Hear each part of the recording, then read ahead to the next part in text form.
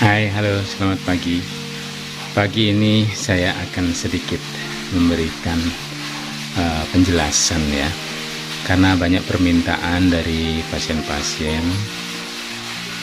Kenapa kok kita ada batu kandung empedu?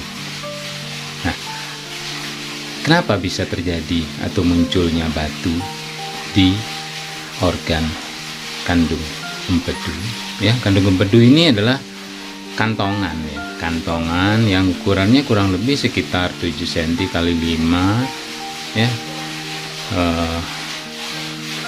berbentuk seperti apa namanya itu, buah alpukat gitu ya. Jadi dalam kondisi normal dia menggantung ya, sebagian dari empedu ini, kandung empedu ini itu menggantung di bagian hati yang disebut dengan liver bed ya.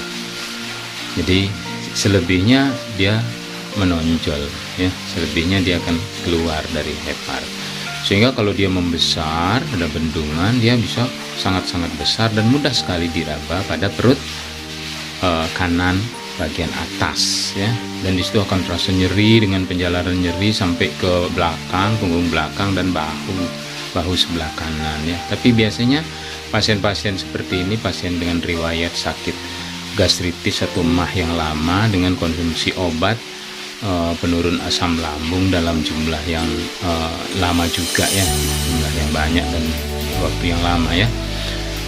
Nah, ini biasanya ya, dari teori itu banyak faktor sih yang mempengaruhi ya, tetapi secara umum, secara gamblang untuk biasanya kita sakit itu karena faktor makanan ya.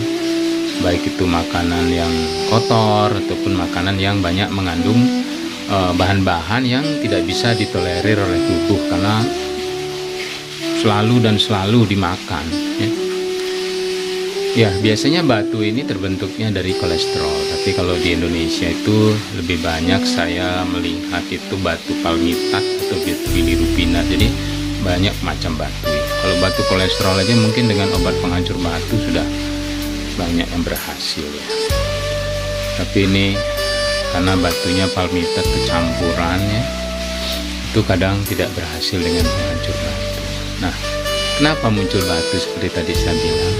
Jadi apabila kita mengkonsumsi makanan dengan tentunya kadar kolesterol atau kadar lemak yang berlebihan, itu lemak itu akan diikat ya, diikat oleh empedu agar dia tidak merusak.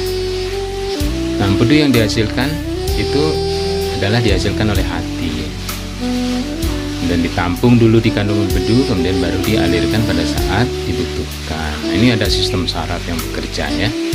Mungkin di dalam video saya yang dijelaskan oleh mahasiswa mungkin ada ya. Nah, saking seringnya kita mengkonsumsi makanan dengan kadar lemak atau kadar kolesterol yang cukup tinggi, nah biasanya apapun yang selalu dikeluarkan oleh pabrik karena kebutuhan besar, produksinya juga banyak, pasti akan ada kelelahan. Nah, jadi sama seperti itu. Jadi hati pun akan mengalami kelelahan karena fungsinya tidak hanya menghasilkan empedu, jadi dia banyak banget fungsinya ya. Fungsi hati ya, nanti mungkin bisa di segmen lain saya akan menjelaskan. Nah, itu lama-lama ya, namanya pabrik penghasil, kalau terus disuruh berproduksi ya jeblok, rusak. Jadi sel-sel parenkim hati itu mengalami kerusakan. Akibat kerusakan, tentunya empedu yang dihasilkan pun kualitasnya tidak akan bagus, tidak akan seperti yang kita harapkan untuk bisa memperlancar saluran pencernaan kita, fungsi saluran pencernaan kita ya, sehingga kita menjadi sehat. Jadi karena dia parenkimnya capek, rusak ya, ini menghasilkan empedu yang juga kualitasnya jelek ya. Nah, empedu itu dikirimlah ke kandung empedu. Nah, karena kualitasnya jelek tapi bekerja terus, dikontraksikan terus untuk dikeluarkan, karena makanan kita yang mungkin yang pedas-pedas, berminyak, ya udah dinasihati oleh spesialis penyakit dalam jangan makan seperti itu, tetap aja karena memang spicy itu enak ya. Tapi kalau terlalu sering bukan merangsang nafsu makan, jadi menghancurkan saluran pencernaan ya. Jadi itu menyebabkan dia karena terlalu sering berkontraksi, apapun itu berkontraksi, perkontraksi ya, berkontraksi terus, akhirnya dia meradang.